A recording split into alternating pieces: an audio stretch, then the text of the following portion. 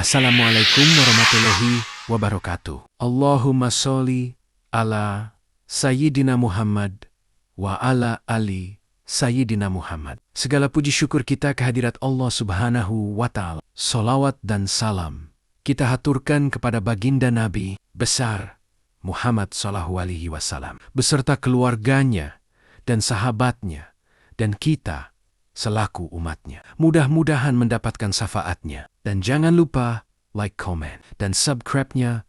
Mohon dukungannya agar kami lebih semangat untuk mengupload selalu dan mengembangkan kisah sejarah-sejarah di channel ini. Terima kasih. Yuk, kita lanjut. Kisah Sa'id bin Amir. Sa'id bin Amir radhiyallahu anhu adalah seorang sahabat muhajirin yang memeluk Islam beberapa waktu sebelum terjadinya Perang Khaybar. Sejak keislamannya, ia tidak pernah tertinggal dalam mengikuti peperangan bersama Rasulullah, sosok yang menonjol, walaupun memang memiliki keutamaan dan kesalehan, seperti halnya kebanyakan sahabat-sahabat Nabi SAW yang tidak terekspos keutamaannya. Bahkan banyak di antara mereka yang tidak dikenali secara umum nama dan ketinggian akhlak serta sikap kepahlawanannya, termasuk Sa'id bin Amir ini. Apalagi ia hanyalah dari golongan miskin. Tetapi, seperti yang pernah dikatakan Umar bin Khattab, kalian tidak mengenalinya, tetapi Allah dan para malaikat mengenali mereka. Pada masa Khalifah Umar lah namanya mulai dikenal, karena Umar selalu memilih orang-orang saleh, suka beribadah, zuhud dari dunia untuk memegang jobeton-jobeton di wilayah baru Islam yang mulai meluas. Ketika Umar memecat Muawiyah sebagai Amir Gubernur kota Homs, kota kedua terbesar di Syam, Syria, setelah Kufah, karena tidak sesuai dengan kriteria yang diinginkan oleh Umar, pilihannya jatuh kepada Sa'id bin Amir. Sebagian riwayat menyebutkan bukan kota Homs, tetapi kota Damsyik. Sa'id bin Amir didatangkan menghadap Khalifah Umar. Tetapi ketika jabatan ini ditawarkan kepadanya, Sa'id berkata, "Janganlah saya dihadapkan kepada fitnah, ya Amirul Mukminin." Mendengar jawaban tersebut, dengan tegas Umar menjawab, "Tidak, demi Allah, saya tidak akan melepaskan Anda. Apakah kalian hendak meninggalkan saya setelah kalian membayat dan membebani saya dengan amanat dan kekhalifahan ini?" Walaupun sebenarnya ingin tetap menolak, Sa'id bisa diyakinkan untuk memegang jabatan tersebut, dan memang tidak ada pilihan lain seperti apa yang disampaikan Umar. Sa'id berangkat ke Homs bersama istrinya, yang sebenarnya mereka masih pengantin baru. Istrinya adalah seorang wanita yang cantik dan wajahnya selalu berseri-seri. Umar memberikan perbekalan secukupnya kepada mereka berdua, karena mereka memang tidak memiliki uang dan bekal sendiri yang cukup untuk bisa sampai ke Homs. Setelah beberapa bulan berlalu menduduki jabatan Gubernur Amir, dan secara ekonomi, keluarga mereka mulai mantap. Istrinya mengusulkan kepada Sa'id untuk membeli pakaian dan perlengkapan rumah tangga yang lebih baik, dan menyimpan sisanya sebagai tabungan. Mendengar saran istrinya tersebut, Sa'id berkata, "Maukah aku tunjukkan yang lebih baik daripada rencanamu itu?" Setelah istrinya mengiyakan, Sa'id berkata, "Kita berada di suatu negeri yang perdagangan dan jual belinya amat pesat berkembang. Sebaiknya kita minta seseorang menggunakannya sebagai modal. Tentu keuntungannya lebih besar." "Bagaimana kalau perdagangannya rugi?" tanya istrinya. "Aku akan menyediakan boak atau jaminan untuk itu, bahwa kita tidak akan pernah merugi." "Baiklah kalau begitu," kata istrinya, menyetujui usul suaminya tersebut. Sa'id pergi sambil membawa uang tersebut ke pasar, kemudian membeli persediaan dan keperluan hidup keluarganya untuk beberapa waktu lamanya. Ia memilih dari jenis yang paling sederhana dan murah. Sisa uangnya yang masih banyak dibagi-bagikan fakir miskin dan orang-orang yang membutuhkan. Beberapa bulan berlalu. Sering sekali istrinya menanyakan tentang perdagangan dan keuntungannya. Sa'id mengatakan kalau semuanya lancar-lancar saja dan keuntungannya makin banyak, hanya saja belum bisa segera diambil atau dicairkan. Pada suatu ketika, istrinya menanyakan hal yang sama. Sementara saat itu ada kerabatnya yang tahu bahwa Said tidak mempunyai usaha perdagangan yang dijalankan orang lain. Ia tampak tidak mengerti dan bingung. Dan istrinya menangkap isyarat itu. Akhirnya istrinya itu bertanya lagi dan mendesak Said untuk menjelaskannya. Said pun tertawa, kemudian menjelaskan apa adanya, bahwa harta tersebut memang dibelanjakan atau diperniagakan di jalan Allah.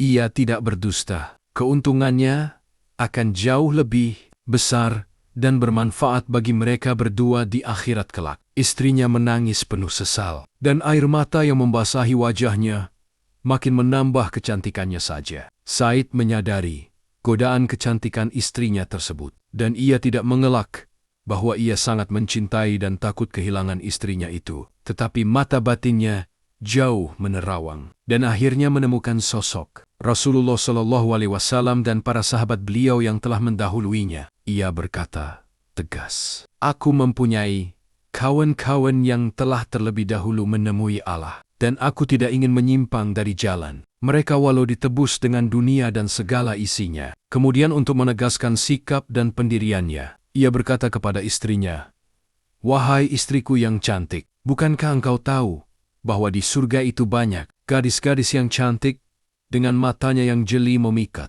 Seandainya satu orang saja menampakkan wajahnya di bumi, niscaya terang benderanglah seluruh bumi, mengalahkan sinar matahari dan bulan. Maka, jika memang terpaksa, tidak mengapa aku mengorbankan dirimu, meninggalkanmu untuk mendapatkan mereka. Dan itu lebih logis dan utama daripada harus mengorbankan mereka hanya untuk mempertahankan dirimu menjadi." Said telah memasrahkan segalanya kepada Allah, tetapi memang berkah Allah telah meliputi keluarga mereka, sehingga istrinya bisa menerima kenyataan ini. Ia sadar tidak ada jalan yang lebih utama daripada mengikuti jalan yang dipilih suaminya, mengendalikan diri dengan sifat zuhud dan ketakwaan. Suatu ketika Umar melakukan kunjungan ke Homs untuk mendengar pendapat warganya. Sebagian besar mereka memuji kepemimpinan Said. Hanya saja, mereka mempunyai 4 keluhan, yakni, pertama, Said hanya menemui warganya untuk melayani jika matahari sudah tinggi. Kedua, ia tidak mau melayani pada waktu malam hari. Ketiga, setiap bulannya, dalam 2 hari ia tidak mau menemui warganya sama sekali. Keempat, terkadang tiba-tiba ia jatuh pingsan tanpa tahu sebabnya. Sebenarnya Umar telah mengetahui atau mendapat firasat tentang jawaban Said, karena pada dasarnya, sikap dan perilaku Said dalam menghadapi dunia dan seluk-beluknya tidak jauh berbeda dengan sikapnya sendiri. Namun demikian, untuk menguatkan dan membenarkan firasatnya, sekaligus menunjukkan kepada masyarakat Homs, tipikal seperti apa sahabat Nabi SAW yang memimpin mereka itu. Ia mempersilahkan Said untuk menjelaskan langsung tentang keluhan masyarakat tersebut. Said berdiri di depan mereka dan berkata, "Sesungguhnya, saya tidak ingin dan tidak suka menyebutkan alasan-alasannya mengapa hal tersebut terjadi, tetapi karena kalian telah memaksa saya akan menjelaskannya. Semoga Allah Subhanahu wa Ta'ala mengampuni dan memaafkan saya." Mulailah Said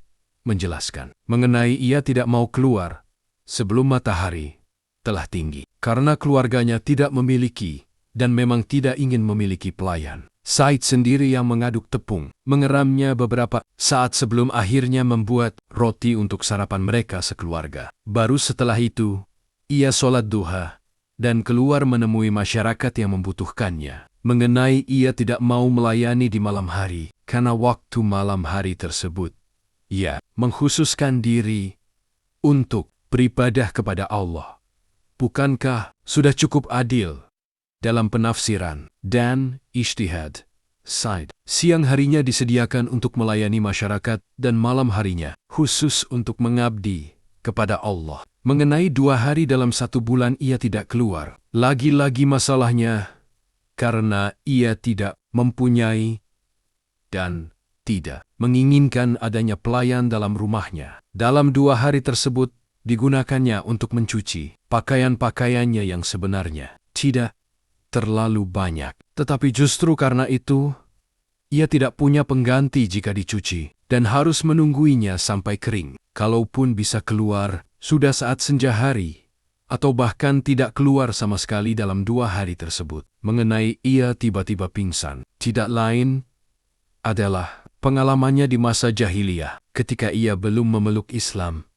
Saat itu sahabat Nabi, Hubaib bin Adi al-Ansari, dianiaya dan akan dibunuh oleh orang Quraisy. Ia melihat bagaimana tubuhnya dibawa dengan tandu, sementara dagingnya diiris dan dipotong, kemudian tubuhnya disalib dan dibunuh. Setiap ingat peristiwa tersebut, dan ia hanya berpangku tangan saja. Sama sekali tidak ada tersirat keinginan untuk memberikan pertolongan kepada Hubaib. Ia jadi gemetar karena takut akan diazab Allah karena sikap diamnya itu, dan tanpa sadar, ia telah jatuh pingsan. Setelah memberikan penjelasan tersebut, ia berurai air mata hingga membasahi wajah dan janggutnya. Umar tidak bisa menahan diri. Ia memeluk dan mencium kening Said sambil berseru gembira, bercampur haru. Alhamdulillah, karena taufik Allah, benarlah firasatku dan benarlah pilihanku kepadamu. Beberapa orang sahabat dan kerabatnya menasehatinya untuk memberikan kelapangan belanja untuk keluarganya dan juga kerabat istrinya, karena penghasilannya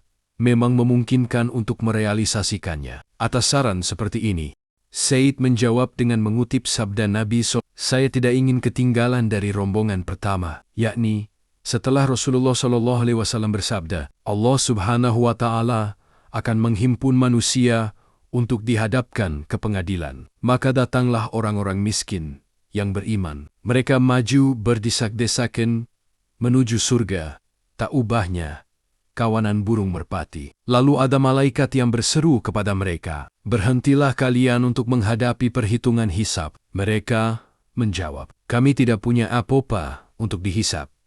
Maka Allah berfirman, "Benarlah hamba-hambaku itu." Maka masuklah mereka ke dalam surga sebelum orang lain memasukinya, tanpa dihisab. Semoga kita bisa mengambil hikmahnya di dalam sejarah ini dan menjadi hamba Allah yang soleh, taat kepadanya dan Rasul-Rasulnya. Sekian dari kami, semoga bermanfaat. Wallahu a'lam bishawab. Wassalam.